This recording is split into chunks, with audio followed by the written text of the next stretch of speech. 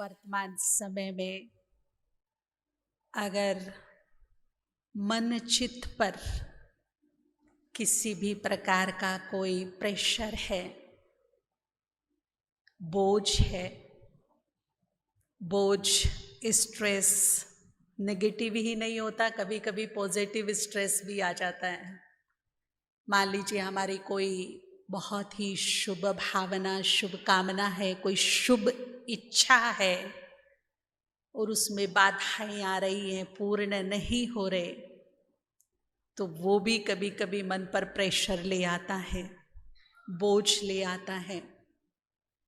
अगर इस तरह की कुछ बातें हैं, नेगेटिव या पॉजिटिव स्ट्रेस मन पर है, तो समय अनुसार अपने मन को सुरक्षित हमें रखना है, मन की शक्तियों को जागृत अवस्था में रखना है, मन के बल को हर दिन बढ़ाते हुए चलना है और मन को शांत रखकर उसे विचलित होने से बचाना है। ये समय की डिमांड है वर्तमान समय में, और हम देख रहे हैं कि सबसे ज़्यादा अटैक मन पर ही हो रहे हैं। तो अगर ऐसा कुछ है, आज से 21 डेज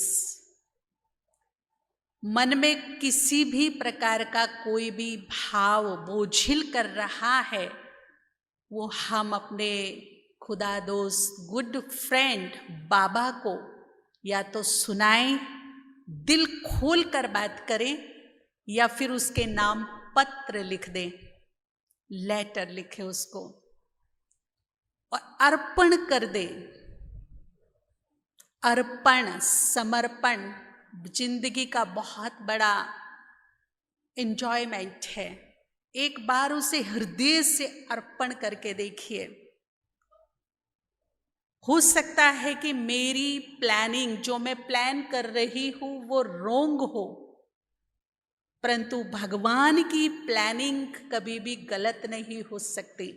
इसलिए मैं तो ये कहना चाहूंगी कि अपनी और अपने परिवार की प्लानिंग हर रोज उसके हाथ में सौंप दो। मेरी भी और मेरे परिवार की प्लानिंग आप कीजिए, क्योंकि आपसे बेटर प्लानिंग कोई कर ही नहीं सकता। हाँ, ये हो सकता है कि जो शायद मैंने प्लान किया है उसके कुछ विपरीत होने लग जाए, क्योंकि मेरी प्लानिंग रोंग हो सकती है। रोंग अगर है तो जब वो उसको राइट वे में लेके जाएगा तो कुछ ऐसी चीजें मुझे देखने को मिलेगी जो मेरे मन चित्त को स्वीकार नहीं होगी, परंतु ये विश्वास हमेशा रखिएगा कि रिजल्ट बेटर से बेटर आएगा। मैं पूरा भरोसा दे सकती हूं, खुद से ज्यादा ऊपर वाले पे भरोसा कर सकते हैं कि मेरी प्लानिंग से बेस्ट उसकी प्लानिंग होगी। तो अपने परिवार की प्लानिंग उसके हाथों में। हो सकता है ये कोई भी बोझ है दिमाग में, किसी भी प्रकार का प्रेशर है, लिखकर, बोलकर, दिल खोलकर, पूरे विश्वास के साथ सौंप दो। इसी में मेरा फायदा है, मेरे चित्त की शांति है, खुशी है, यही मेरे लिए कल्याणकारी है। सौंप दो। और सौंपो कैसे? पूरे विश्वास के साथ यहां से निकाल कर उसको देकर बड़े दिल से गीत गाइए कि अब सौंप दिया इस जीवन का भार तुम्हारे है। फेथ ऐसा विश्वास गजब का ऊपर वाले पे करे हम, ऐसा विश्वास मेरा हो उसके ऊपर कि एक बार तो वो भी सोच में पड़ जाए कि अगर मैंने इसके विश्वास की लाज नहीं रखी तो दुनिया में मेरे ऊपर कोई विश्वास ही नहीं करेगा। ऐसा गजब का विश्वास आप भगवान के ऊपर कर सकते हैं। जैसे एक छोटा बच्चा जब गोद में होता है, वो खाने खिलौने से जब नहीं मानता, इरिटेट हो जाता है, तो उसको ऊपर हवा में फ्लाई करते हैं और जैसे ही उसको हवा में फ्लाई करते तो वो एंजॉय करता है, किलकारी मारता है, हंसता है। लेकिन देखिए अगर वो हाथ से छूट जाए 1%, अगर वो हाथ से छूट जाए तो उसको कितनी गहरी इंजरीज हो सकती है। परंतु वो एक रिस्की सिचुएशन को भरपूर एंजॉय कर रहा है। किसके बलबूते एंजॉय कर रहा है वो जी? उसे खुद से ज्यादा विश्वास उन हाथों पर है जिनमें वो थमा है। तो ऐसे ही छोटे से बच्चा बनकर के हम बाबा को अपने आप को सौंप दें। और मुझे पूरा विश्वास है जो तीनों लोगों को थामे बैठा है वो आपको भी गिरने नहीं देगा, लेकिन सौंपना पड़ेगा। सौंप दे, अच्छी तरह से सौंप दे। कभी कभी क्या होता है कि कुछ मेरे फेवर में नहीं है और मैं जिद करके बैठी, जी बाबा पूरा करो जी। नहीं बाबा ये काम तो आपको करना ही पड़ेगा। फॉर एग्जाम्पल देखिए, मैं अपना प्रैक्टिकल एक एक्सपीरियंस सुनाती हूँ। हम लोग कॉलेज पढ़ते थे, हम एक विलेज में रहते थे। विलेज से बस स्टैंड पर हमें जाना पड़ता था, 15 मिनट लगते थे। वहां से हम बस लेते थे, बस से फिर कॉलेज जाते थे। एक ही बस आती थी कॉलेज टाइम पर। हमारे एग्जाम थे, फाइनल एग्जाम। थोड़ा सा मैं लेट हो गई 5 मिनट, लेकिन बस अपने टाइम पर आएगी। हमने अपने गांव से बस स्टैंड तक जो 15 मिनट का रास्ता था, इतनी दौड़ लगाई जैसे कोई कंपटीशन होता है ना, और पूरी जान लगा देते हैं रेस में, दौड़ में, ऐसे। और उस दिन मुझे याद है कि एक भी श्वास ऐसा नहीं निकला होगा जिसमें मैंने बाबा को नहीं पुकारा, क्योंकि मेरे एग्जाम की बात थी। अगर छूट गया तो पूरा साल बेकार। तो भागती जा रही हूँ, बाबा बाबा मदद करना, बाबा बस को थोड़ा रोक देना, बाबा बस थोड़ी डिले हो जाए। और पूरी शक्ति मैंने दौड़ने, बाबा के सिवाय कुछ भी याद नहीं आ रहा मुझे, कुछ भी याद नहीं। बस अब बाबा ही है जो मुझे पार कर सकता है। लेकिन जैसे ही बस स्टैंड पर पहुंची तो मेरी आंखों के सामने से बस निकल गई। अब आंख से आंसू बह रहे हैं और अंधेरा आंखों के सामने आ गया कि मेरा पूरा साल खराब। अब क्या होगा? गिले शिकवे उल्हाइने, बाबा इतना याद किया मैंने तुझे, इतनी मदद मांगी, तू इतनी सी मदद नहीं कर सकता? क्या करते हो ऊपर बैठ के? आपने मेरी इतनी सी भी मदद नहीं की। मतलब उनको जितनी भी खरी खोटी सुना सकती थी तो सुनाई। आंखों से आंसू बह रही है, समझ में नहीं आ रहा है कि अभी मैं कॉलेज कैसे पहुंचूंगी। थोड़ी देर के बाद एक परिचित व्यक्ति अपनी एम्बेसडर कार लेकर के मेरे सामने आए। बोला क्या हुआ? वो मुझे रोता हुआ देख रहे। मैंने कहा मेरी बस छूट गई, मेरा एग्जाम। बोला बैठो बैठो, मैं उधर ही जा रहा हूँ, कॉलेज पे छोड़ दूंगा। उसने अपनी कार में मुझे बिठाया और जैसे ही 10 मिनट हम चले तो मैंने देखा वो बस का तो एक्सीडेंट हुआ पड़ा है। जो बस छूट गई थी उसका एक्सीडेंट हुआ पड़ा है, काफी लोग घायल हो गए, कुछ मर गए। जब मैंने उस बस को देखा और एक्सीडेंट हुआ देखा उसका, तो मुझे लगा भगवान को क्या मुंह दिखाऊं अब मैं। इतना कुछ बोल दिया मैंने उसको, जाने अनजाने में इतना कुछ बोल दिया, और ये प्रैक्टिकल तो कुछ और ही हुआ पड़ा है। तो भगवान ने बस छुड़वा करके अच्छा किया या पकड़वा करके अच्छा करता? मेरी जिद मानकर अच्छा करता या जिद ना मान करके अच्छा किया उसने? बताइए क्या किया? तो कभी कभी हमारे साथ ये सिचुएशन होती है, हम पीछे लगे रहते, करो करो करो, भगवान कुछ और ही देख रहा है।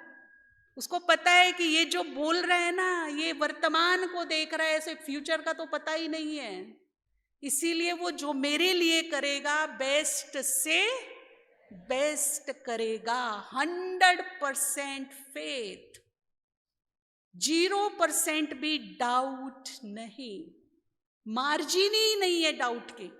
100% विश्वास रखिए उसके ऊपर। तो उस पर हम विश्वास ऐसा रखें कि मेरे विश्वास के सामने ना उसका सिंहासन भी क्या हो। इसका तो विश्वास का लाज रखना ही पड़ेगा। ऐसा मेरा विश्वास उसके ऊपर हो। डाउटफुल नहीं, दिल शिकस्त नहीं। अगर कहीं मन में डाउट या ऐसा लगता है कि मैं दिल शिकस्त हो रही हूँ, टूट रही हूँ, तो जो सेंटर की निमित्त बहनें हैं या जो बड़े हैं, आप अपनी दिल की बातें उनसे शेयर कीजिए, उनसे एडवाइस लीजिए, राय लीजिए, परंतु डाउट में मत रहिए, क्योंकि संशय बुद्धि क्या कर देगा? संशय बुद्धि क्या कर देगा? बनते काम बिगाड़ देगा। जो काम बन के आ रही है उनको क्या करेगा? बिगाड़ देगा। और निश्चय क्या करेगा? बिगड़े हुए को बनाना शुरू कर देगा। इसीलिए भगवान में 100% निश्चय। ठीक है ना? दूसरी बात बाबा ने एक बहुत सुंदर कही कि अगर अभी 4-5 महीने पहले साकार मुरली में आई थी, योग नहीं लगता। माता ही बोल रही, बाबा हम चाहते हैं हमारा योग लगे, पुरुषार्थ अच्छा हो, परंतु योग नहीं लगता, पुरुषार्थ नहीं होता जैसा हम चाहते हैं, पर होता नहीं।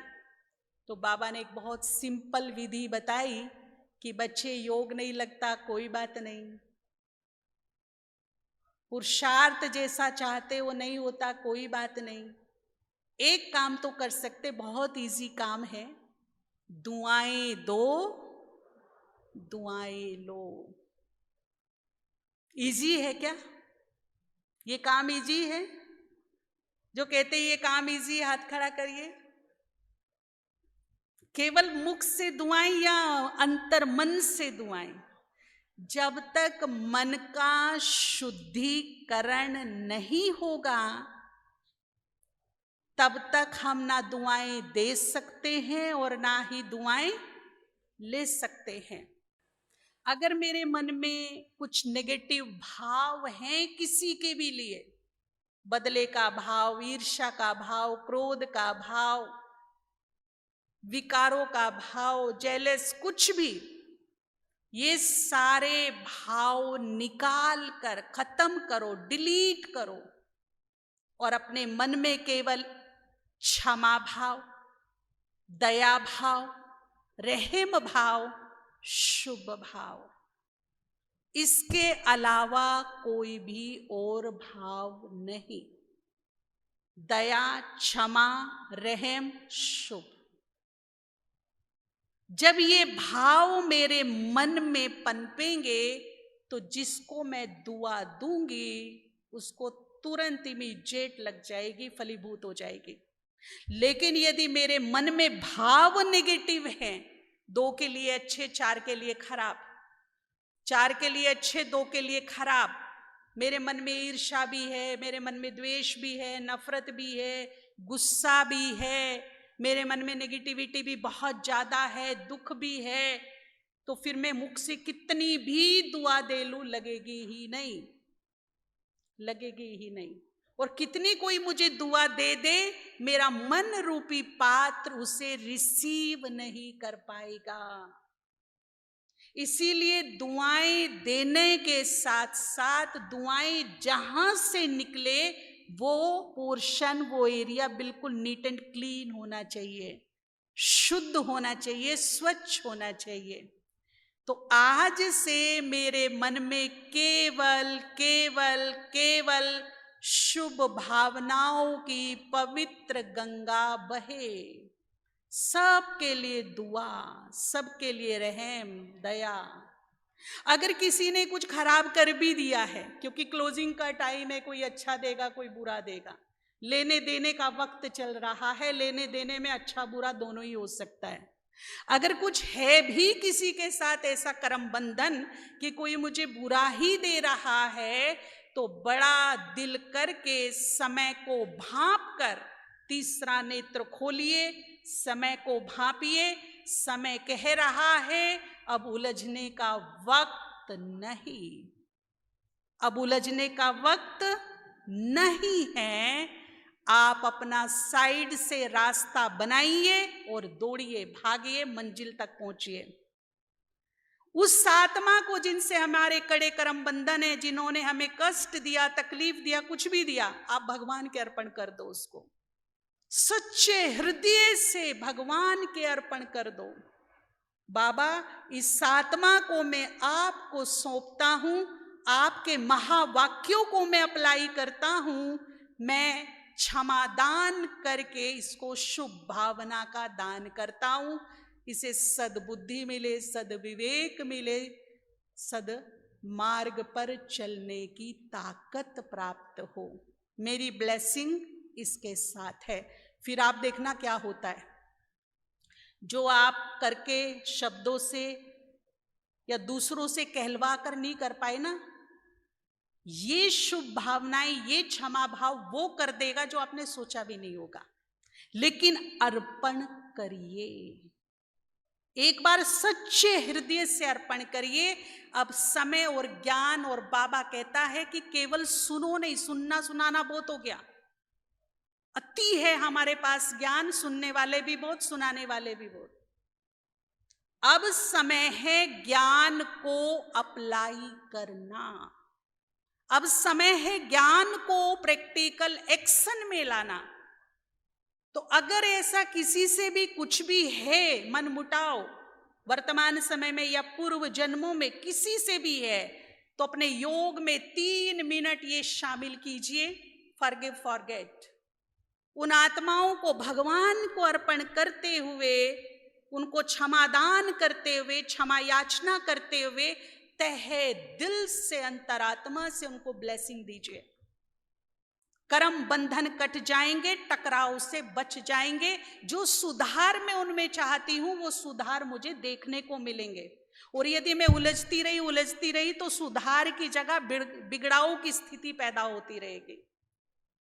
तो दुआएं देने से पहले क्षमादान बहुत जरूरी है। क्षमादान के साथ शुभ भाव जरूरी है, और शुभ भाव जिस मन में होगा वहां अंतरात्मा से दुआएं निकलेंगी।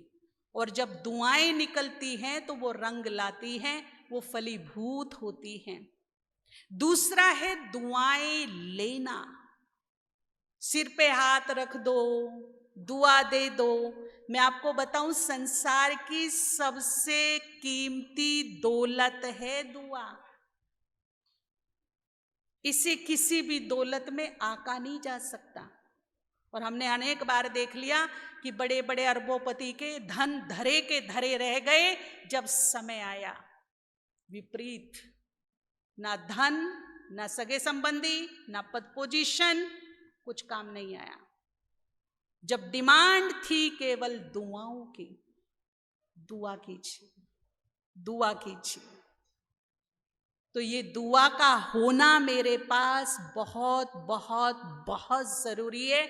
जहां ये धन कमाना अति आवश्यक है, धन के साथ दुआ का कमाना भी आवश्यक है।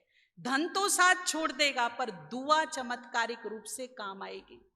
इसीलिए संसार की सबसे बड़ी दौलत अगर कोई है, वो है दुआ। इसमें मेरे बैलेंस फुल होने चाहिए, नील नहीं। ये हर दिन मेरी सेविंग होनी चाहिए, हर दिन मेरी कमाई होनी चाहिए।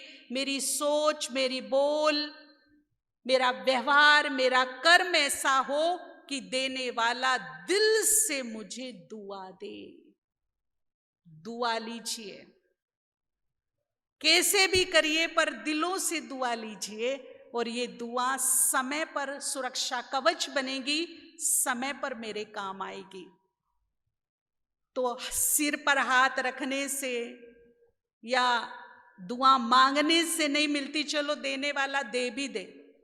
तो बात यह है कि जितना पावरफुल डोनर है, उतना पावरफुल रिसीवर भी है क्या? हम तो भारी भरकम दुआएं देना चाहते हैं। मैं तो 50 किलो का गिफ्ट आपको देना चाहती हूँ, पर आपके हाथ में ताकत भी तो होनी चाहिए ना, उससे थामने के लिए, लेने के लिए। तो जितना पावरफुल डोनर, उतना ही पावरफुल रिसीवर। रिसीवर मीन्स मन का पात्र। अगर मन में ही नेगेटिविटी है, मन में ही गंदगी भरी हुई है, मन ही मैला है, तो मैं कितनी भी इधर से आपको पॉजिटिविटी दूं, कितनी भी मैं आपको शुभ भावनाएं दूं, दुआएं दूं, मन उसको क्या कर देगा? रिजेक्ट। मन उसको रिजेक्ट कर देगा, मन रूपी पात्र उसको धारण नहीं कर सकेगा। इसलिए दुआएं लेने के लिए और दुआएं देने के लिए, दोनों के लिए मन का शुद्ध, स्वच्छ, निर्मल होना अति आवश्यक है, अति आवश्यक है। तो दिल खोल करके दुआएं देनी है, लेनी है। रोज सुबह उठ करके आप एक विश्व का गोला देखिए। कभी आपने देखा होगा दादी जानकी जी के हाथ में ग्लोब, देखा है? किस किस ने देखा है? वैसा ही अपना एक इमेजिन करिए, मेरे हाथ में क्या है? ग्लोब। या हाथ में देखिए या सम्मुख देखिए और पूर्वजपन की स्वमान में स्थिति में आइए। पूर्वज ये नहीं कि जी मैं तो अभी 20 साल की हूं, मैं कहाँ पूर्वज हूं। पूर्वज माना जो पूर्व में जन्मी हुई आत्माएं हैं। पूर्व में, आदि में कौन जन्मे हैं? देवी देवताएं। तो इस हिसाब से क्या हो गए? पूर्वज। दिल खोलकर पूरे विश्व की आत्माओं को दुआएं दे, ये यहां से मेरे दिन की शुरुआत हो। सारे विश्व की आत्माओं का कल्याण हो, सबका भला हो, सब सुख पाए, सब निरोग हों, सब सद्मार्ग पर चले, सभी का जीवन सुख शांति समृद्धि से भरा हो, सभी का भला हो, भला हो, भला हो। फिर आपके परिवार में जो भी आत्माएं हैं, उनको मस्तक में चमकता सितारा देख कर तहे दिल से दुआ देना, मन ही मन इनका कल्याण हो, ये सुख पाए, सफल भाव, निरोग भाव, विजयी भाव। मन ही मन रोज कीजिए।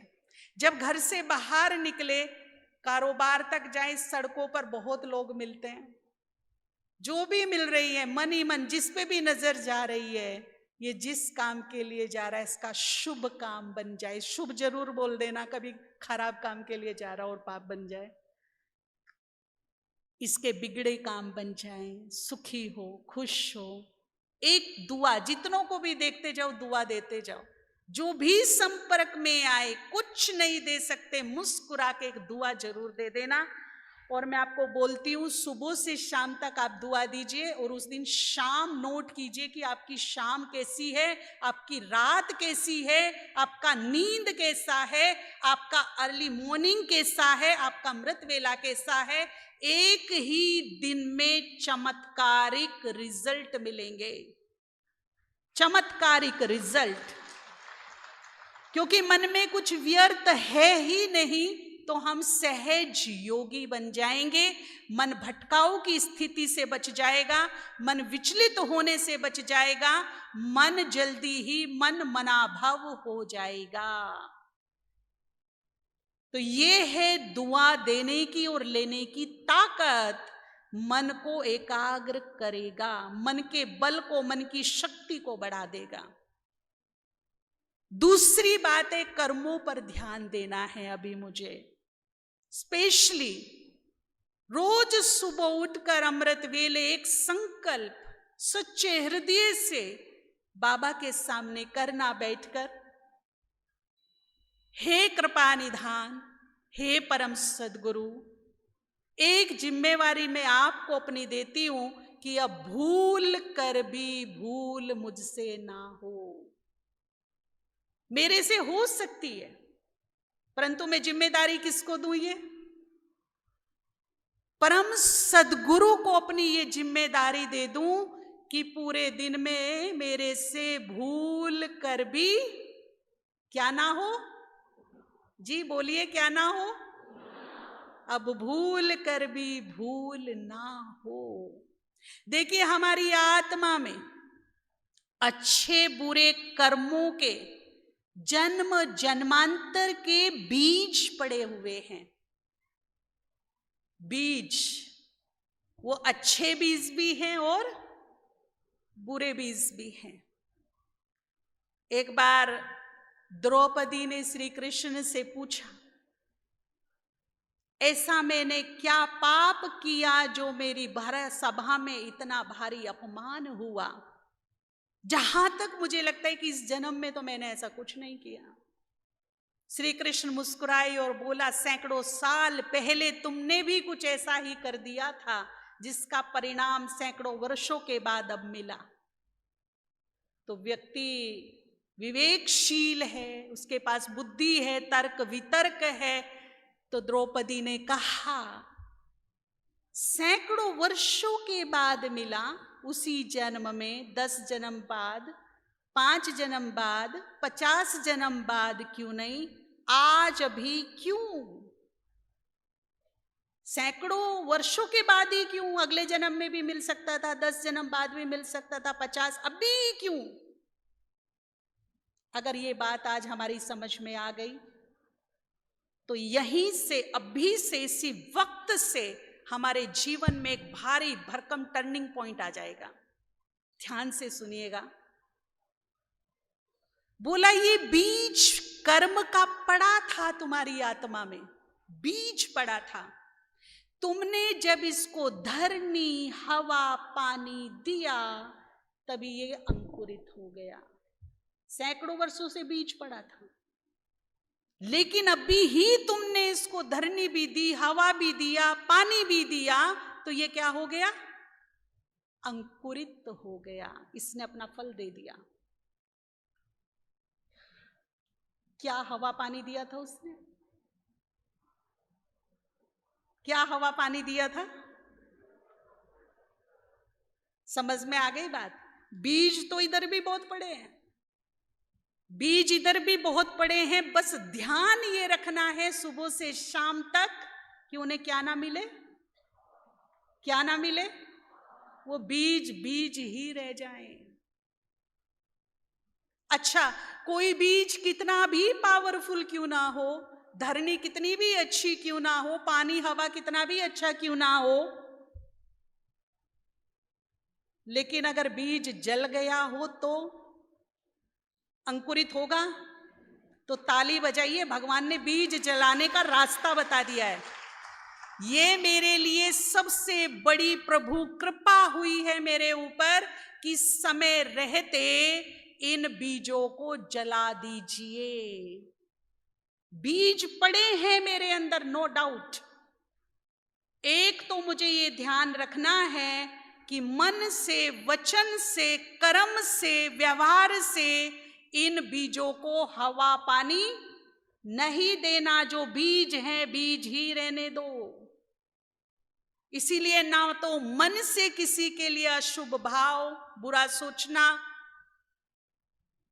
और ना मुख से कटु वचन, बुरा बोलना, ना व्यवहार दूसरों के साथ बुरा करना, और कर्म मेरे ट्रांसपेरेंस हो। अगर इन चीजों का मैं परहेज करती हूं तो ये बीज बीज ही पड़े रहेंगे, ये बीज अंकुरित नहीं होंगे। और समय रहते, जो भगवान ने एक बहुत बड़ी कृपा की, जो दुनिया में कोई नहीं कर सकता, जो केवल एक ही कर सकता है, जो पाप मुझसे जान अनजान में हो गए उनको जलाने का, उनको भस्म करने की यदि पूरे ब्रह्मांड में, तीनों लोकों में किसी में ताकत है तो वो केवल ऊपर वाले में है, वरना वो किसी में नहीं। श्रीमद् भगवद गीता में स्पष्ट शब्दों में लिखा है कि मैं तुझे पाप मुक्त कर सकता हूं, बशर्ते तू मेरी शरण में आ। हम पाप मुक्त हो सकते हैं। पाप कर आए, जाने अनजाने में कराए, अज्ञानवश कराए, विकारों के वश कराए, परंतु यदि हम भगवान के सानिध्य में जाते हैं, उसके सम्मुख जाते हैं, उसकी हाई एनर्जी, उसके हाई वाइब्रेशन को अपने में धारण करते हैं, ग्रहण करते हैं, तो उसकी वो हाई एनर्जी जो अग्नि तुल्य है, जिसको हम कहते योग अग्नि, वो इन बीजों को जला करके नष्ट कर देगी। भस्म कर देगी और मैं पाप मुक्त बन जाऊंगी।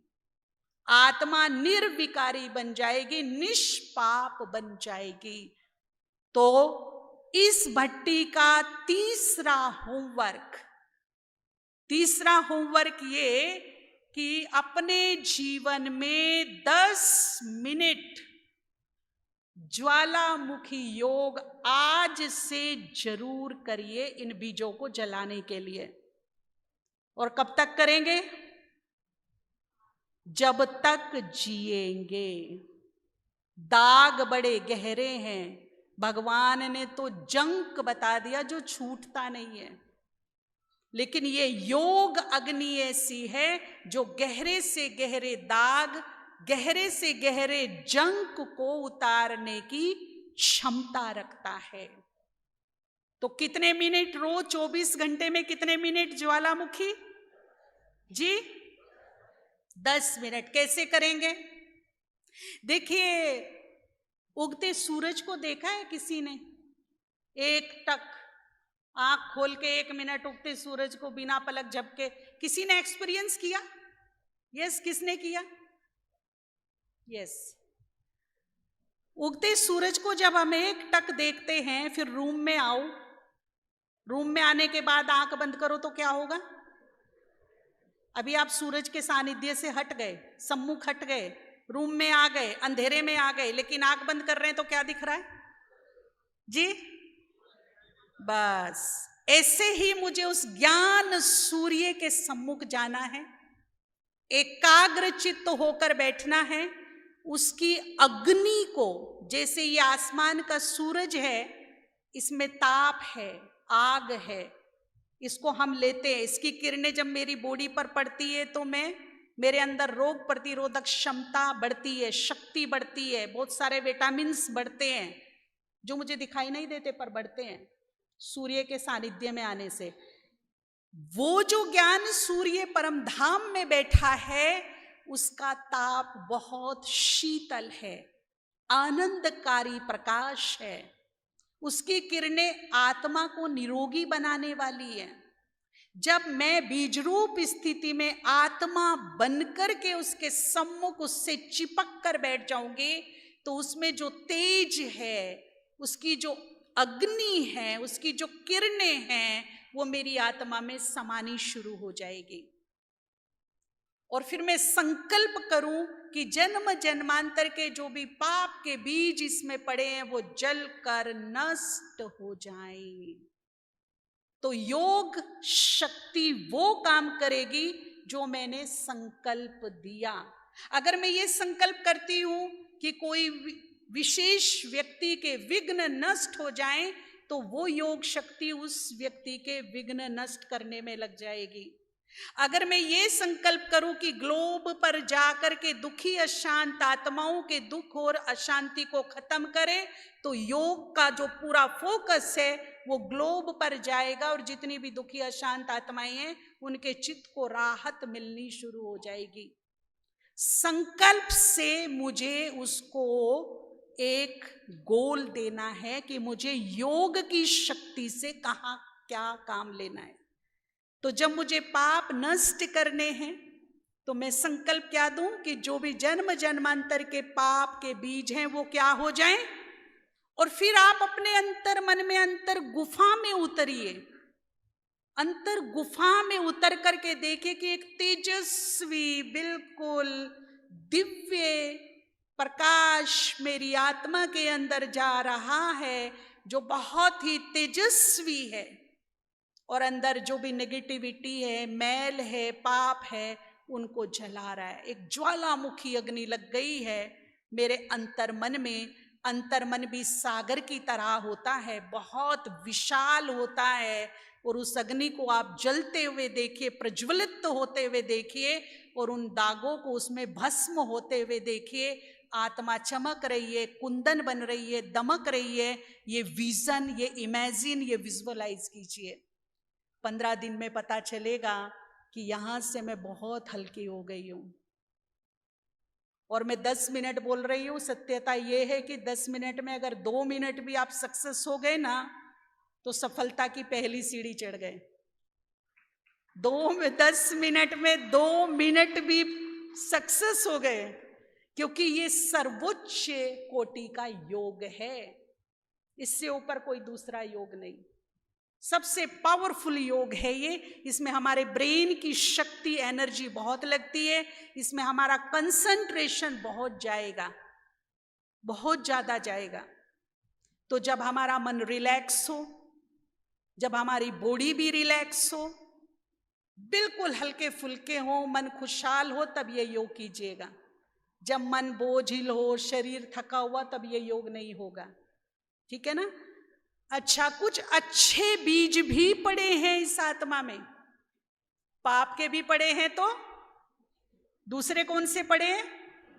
पुण्य के भी पड़े। हमने बहुतों को सुख दिया है, हमने बहुतों को मदद दी है, खुशी दी है, बहुत कुछ अच्छा भी दिया है। तो इसमें बहुत कुछ क्या पड़ा है?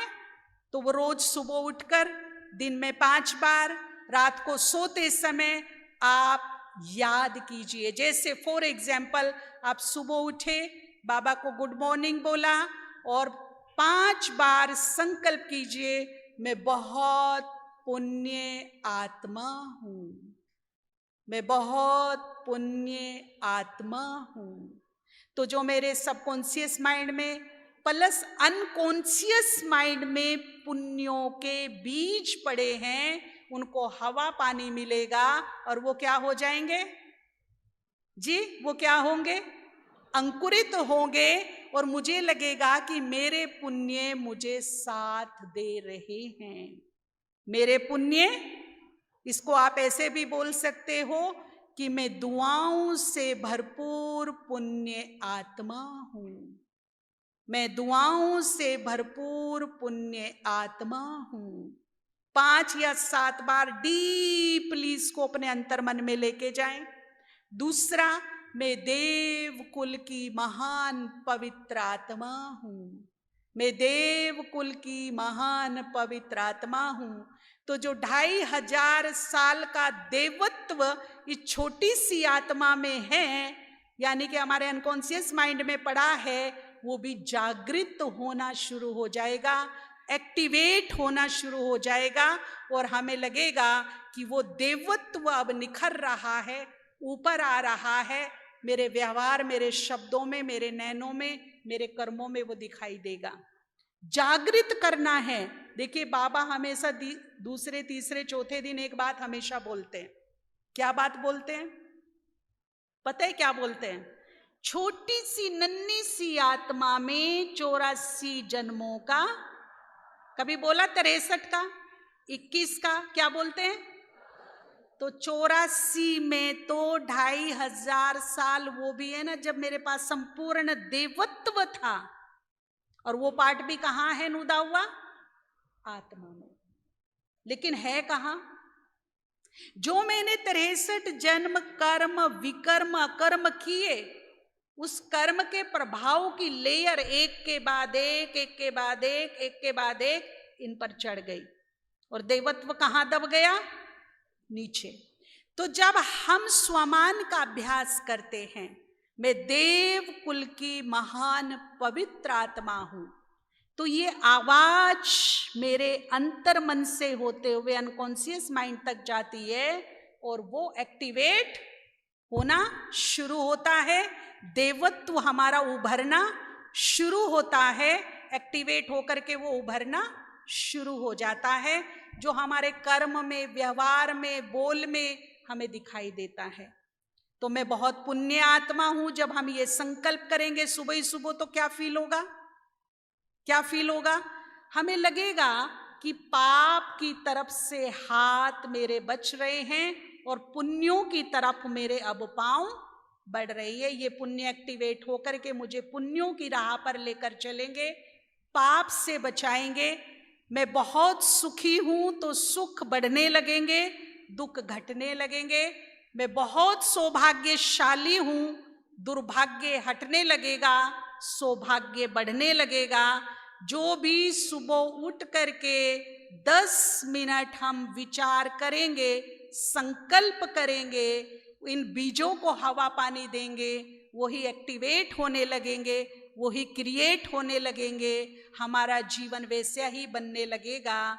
ये परमात्मा के महावाक्य हैं, बच्चे तुम जैसा सोचोगे वैसा ही बन जाओगे।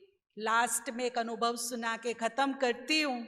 हमारे यहाँ एक माता है, बहुत बुजुर्ग है, ज्ञान में आने से पहले वो बंगाल में रहती थी और एक बड़े सिद्ध पुरुष गुरु की शिष्या थी। अचानक उनको बाबा का ज्ञान मिला तो वो बीके बन गई। जब उनको उनके गुरु को पता चला कि ये माता तो ब्रह्मा कुमारी में चली गई तो उसको बड़ा गुस्सा आया। सिद्ध पुरुष थे, बड़े ही नामी ग्रामी थे, तो उन्होंने माता को खबर भिजवाई कि एक बार मेरे से आके मिलो। तो माता लंबा समय उनको गुरु बना के रखा था तो आज्ञा पालन करते हुए उनके पास गई। लेकिन जैसे ही सभा में पहुंची और गुरुजी ने माता को देखा तो वो तिलमिला गए। तिलमिला ही नहीं गए, आउट ऑफ कंट्रोल हो गए। और माता को ऐसी एक भरी सभा थी, गुरुजी के प्रवचन चल रहे थे। जैसे ही माता आगे आई तो गुरु ने कहा, तुम जिस गुरु के दरबार को छोड़ के गई है वो गुरु तुम्हें आज श्राप देता है कि तुम भरी जवानी में कोढ़ कैंसर से तड़प तड़प के मरोगे। Out of control. अब आप सोचिए, भरी सभा में उस माता का इतना अपमान और इतना बड़ा श्राप, उसके पैरों के नीचे की जमीन खिसक गई। कैसे कैसे वो घर आई, कांप रही थी, पसीने छूट रहे थे, धड़कन बढ़ गई थी उसकी। उस समय कहीं कहीं लैंडलाइन फोन होते थे, तो माता ने घर आकर के, बड़ी रिच खानदान से थी वो, मनमोहिनी दीदी को फोन लगाया। सत्य घटना मैं आपको सुना रही हूँ। मनमोहिनी दीदी से बात की कि दीदी मेरे को सांस भी नहीं आ रहा, मैं इतनी डर गई हूँ, इतनी भयभीत हूँ और मेरे गुरु ने मुझे आज ये श्राप दे दिया, अब मैं क्या करूँ, मुझे रास्ता बताओ। तो दीदी ने कहा कि तुम इमीडिएट माउंट आबू आ जाओ, इमीडिएट टिकट निकालो और तुरंत माउंट आबू आ जाओ। उस समय बाबा हफ्ते में 2 या 3 बार आते थे। लकीली जब वो माउंट आबू पहुंची तो उसी दिन शाम को बाबा के, अव्यक्त बाबा के आने का प्रोग्राम था। मनमोहिनी दीदी ने कहा कि तुम अपनी आप बीती सारी बात बाबा को बताना। बाबा तब बड़े आराम से एक एक से मिलते थे, बातें करते थे।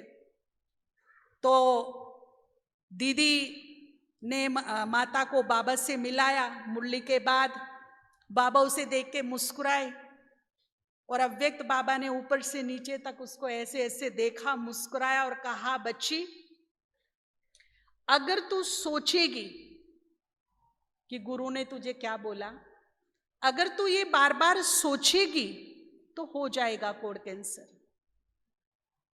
लेकिन अगर तू नहीं सोचेगी तो ये शिव बाप की गारंटी है, नहीं होगा।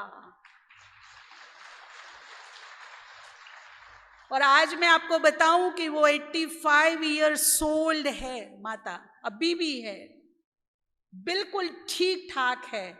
हम कभी मौज मस्ती में उनसे पूछते, माता जी क्या हाल चाल है कोढ़ कैंसर का, तो माता जी बोलती है कि मेरे तो सिर दर्द भी नहीं होता, उसकी तो बात ही छोड़ दो। लेकिन